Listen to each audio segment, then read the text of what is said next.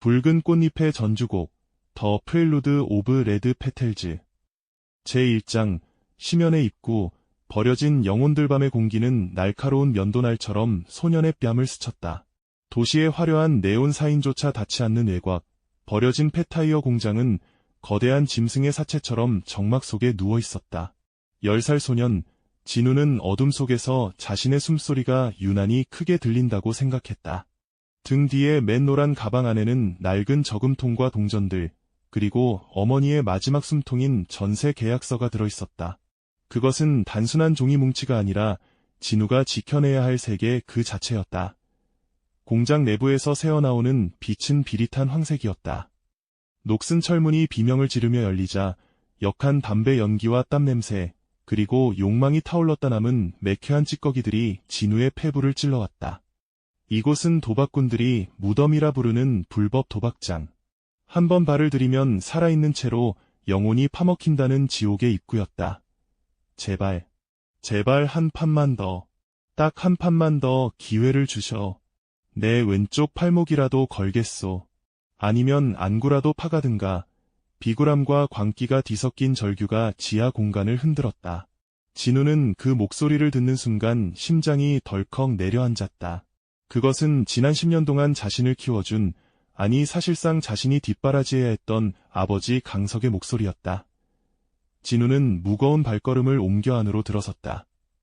전구 하나에 의지한 침침한 도박판 한가운데 강석이 바닥에 머리를 쳐박고 있었다.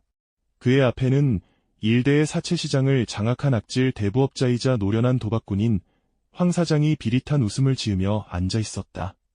황 사장은 고급 실크 셔츠에 단추를 풀어헤친 채 금반지가 끼워진 손가락으로 화투패를 톡톡 건드리고 있었다. 이봐, 강씨. 자네 팔목이 무슨 가치가 있다고 그래? 여기 모인 사람들 눈에는 자네 팔목보다 저기 굴러다니는 갯뼈다귀가 더 가치 있어 보여.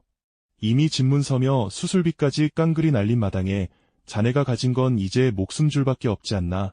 황 사장의 값비싼 가죽 구두 끝이 강석의 뺨을 툭툭 건드렸다. 강석은 모욕감조차 잊은 듯 황 사장의 바짓가랑이를 붙잡고 늘어졌다. 그의 눈은 이미 초점이 풀려 있었고 입가에는 마른 침이 번져 있었다. 그것은 인간의 모습이라기보다 단 한 번의 대박이라는 신기루를 쫓다 말라 죽어가는 망령에 가까웠다. 진우는 그 광경을 목격하며 가방끈을 더 세게 쥐었다. 분노보다 먼저 찾아온 것은 지독한 허무함이었다. 저 남자가 내 아버지인가? 저 추악한 생명체를 구하기 위해 내가 이 지옥에 들어왔는가? 하지만 병실에서 창백하게 죽어가던 어머니의 얼굴이 떠올랐다. 소녀는 차갑게 가라앉은 목소리로 침묵을 깼다. 급한 내가 받겠어요. 짧고 명료한 진우의 목소리가 공간을 갈랐다.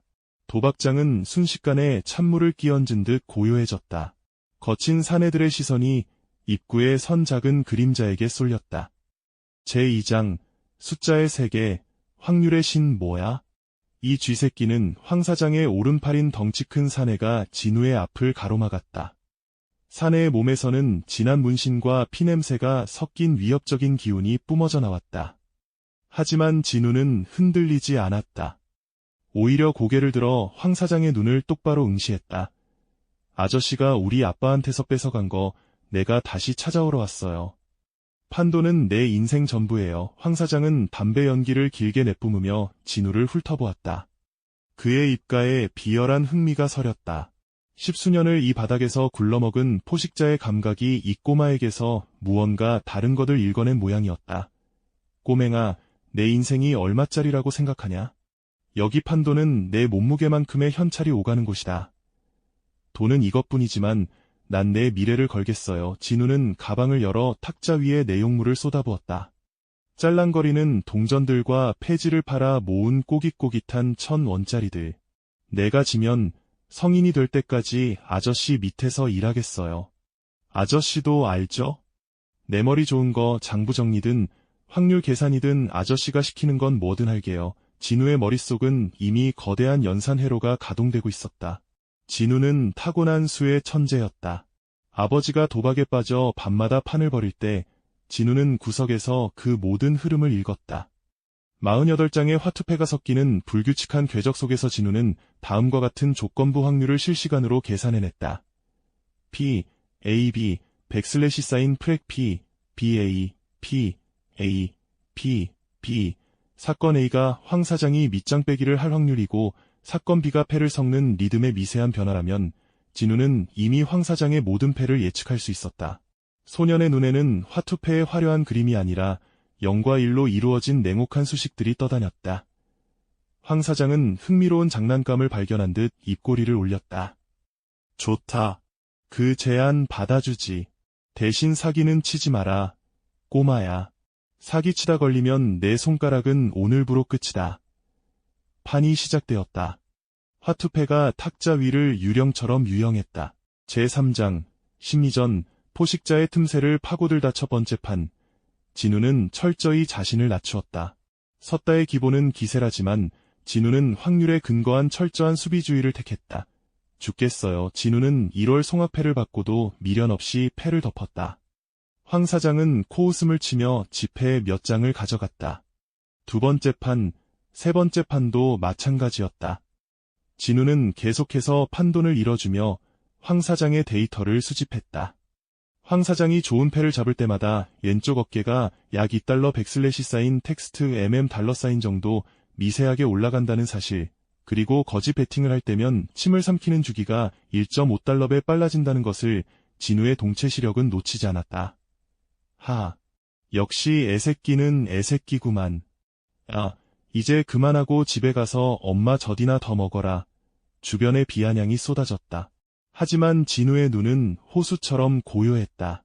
그는 지금 황 사장의 오만함을 키우고 있었다. 오만함은 완벽한 타짜를 무너뜨리는 가장 치명적인 변수였다. 진우는 주머니 속에서 마지막 전세 계약서를 꺼냈다. 마지막 판이에요. 이번엔 집문서랑 엄마 수술비, 그리고 아까 뺏어간 돈 전부 다 거세요. 도박장의 공기가 얼어붙었다. 구경꾼들은 숨을 죽였다. 이것은 단순한 게임이 아니라 한 소년의 인생과 한 남자의 탐욕이 정면으로 충돌하는 지점이었다. 강석은 비명을 지르며 달려들었지만 황 사장의 부하들에게 제압당해 바닥에 짓눌렸다. 황 사장이 패를 섞었다. 그의 손놀림은 마술사처럼 화려했다. 그는 이번 판에서 진우를 확실히 매장하기 위해 자신의 필살기인 소매 넣기를 준비하고 있었다. 진우는 그 찰나의 순간을 포착했다. 황 사장의 왼쪽 소매 안쪽 45달러 백슬래시 사인 시아이아웃이 각도로 숨겨진 화투패의 단면이 미세하게 빛났다. 제4장 38광땡 붉은 꽃잎의 전주곡황 사장이 패를 돌리기 시작했다. 패가 바닥에 닿는 소리가 지옥의 종소리처럼 들렸다. 진우는 목이 마른 척하며 탁자 위의 물컵으로 손을 뻗었다. 그리고 의도적으로 손목을 비틀어 물컵을 황 사장 쪽으로 엎질렀다. 죄송해요. 이런 시. 걸레 안 가져와. 황 사장이 당황의 자리에서 일어나 소매를 터는 찰나 진우의 손이 번개처럼 움직였다. 물이 쏟아져 모든 이들의 시선이 황 사장의 바지에 쏠린 0.5달러 초 사이 진우는 황 사장이 설계해둔 패의 순서를 뒤바꾸었다.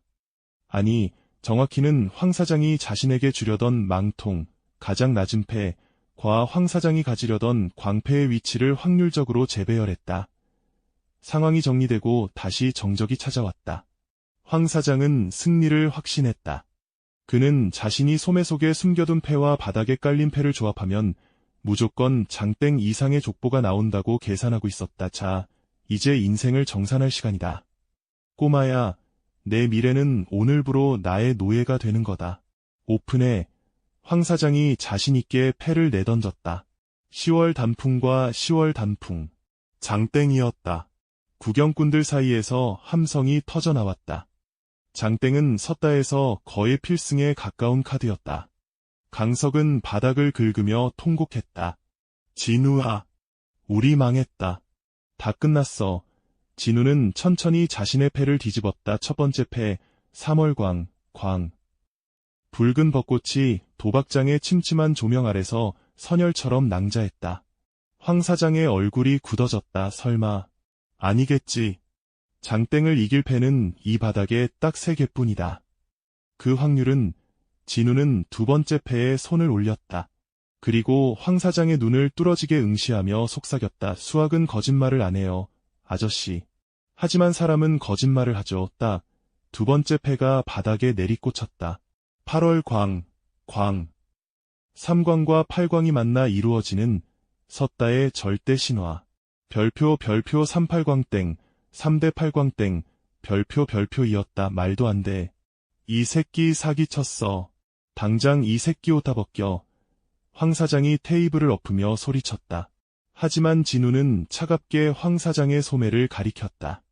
사기는 아저씨가 쳤죠. 아까 물 쏟아졌을 때 소매 속에 숨기려던 10월패, 지금 아저씨 발밑에 떨어져 있는데요. 진우의 말에 모든 시선이 황 사장의 발밑으로 향했다. 그곳에는 젖은 채 바닥에 붙어있는 또 하나의 10월 단풍패가 있었다. 한 벌의 화투에는 같은 패가 4장뿐이어야 하는데 이미 판 위에 2장, 바닥에 1장, 그리고 사기가 들통난 1장까지 합쳐져 모순이 발생한 것이다. 도박장의 룰은 냉혹했다. 특히 어린애를 상대로 사기를 치려다 걸린 포식자의 위신은 바닥으로 추락했다.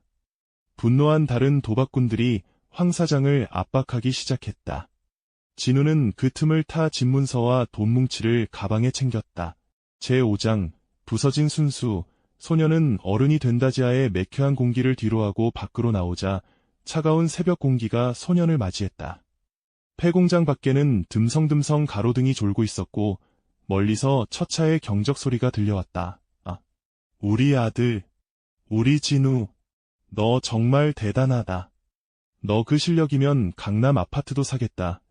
강석이 지저분한 손으로 진우의 어깨를 감싸려 했다.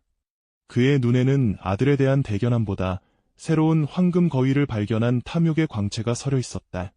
진우야, 이 돈이면 옆 동네 하우스에 가서 10배로 불릴 수 있어. 아빠랑 같이 가자. 응. 내 실력이면 우린 이제 부자야. 진우는 걸음을 멈췄다. 그리고 아버지의 손을 거칠게 뿌리쳤다. 아빠, 진우의 목소리는 새벽서리보다 더 차갑게 가라앉아 있었다. 이 돈, 엄마 수술비야.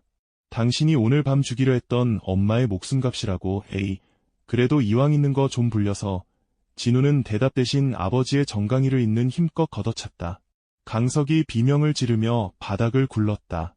진우는 내려다보는 눈빛에 증오와 연민을 동시에 담아 쏘아붙였다. 한 번만 더 화투장 잡아봐. 그땐 내가 아빠 손목 직접 자를 거야. 경찰에 신고하고 난 고아원에 갈 거야. 내 말 농담으로 들려. 진우의 시퍼런 기세에 강석은 입을 다물었다. 그는 10살짜리 아들의 눈에서 인간이 아닌 무언가 거대한 심연을 보았다. 진우는 다시 가방을 메고 홀로 병원을 향해 걷기 시작했다. 뒤에서 아버지가 훌쩍이는 소리가 들렸지만 진우는 단 한 번도 뒤돌아보지 않았다. 밤하늘은 어느덧 보랏빛으로 물들고 있었다. 진우는 주머니 속에 남아있던 마지막 화투 한 장을 꺼내보았다. 3월광, 벚꽃이 그려진 그 화려한 패를 진우는 하수구 구멍 속으로 미련 없이 던져버렸다. 안녕, 나의 어린 시절. 소녀는 오늘 밤 지옥의 문턱에서 살아 돌아왔다. 하지만 그 대가로 가장 소중한 순수함을 잃었다. 소년의 머릿속에는 이제 동요 가사가 아닌 확률과 통계, 그리고 인간의 추악한 욕망만이 가득 찼다. 병원 건물의 하얀 불빛이 저 멀리서 소년을 기다리고 있었다. 엄마를 살릴 수 있다는 유일한 희망을 향해 소년은 지옥을 등지고 빛 속으로 걸어 들어갔다. 그것은 찬란한 승리가 아닌 앞으로 살아내야 할 더 큰 전쟁의 전주곡이었다.